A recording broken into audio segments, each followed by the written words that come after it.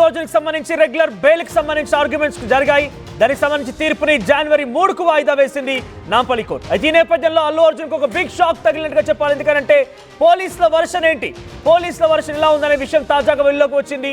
ఈ విషయాలు కనుక చూస్తే ఆయనకి రెగ్యులర్ బెయిల్ ఇవ్వొద్దు అంటూ పోలీసులు నాంపల్లి కోర్టుని కోరినట్టు తెలుస్తోంది. అల్లు అర్జున్ డబ్బు పలుకుబడి ఉన్న వ్యక్తి కాబట్టి బెయిల్ ఇస్తే సాక్షులని ప్రభావితం చేసే అవకాశం ఉందని కూడా కోర్టు ముందు పోలీసులు వాదన వినిపించారు.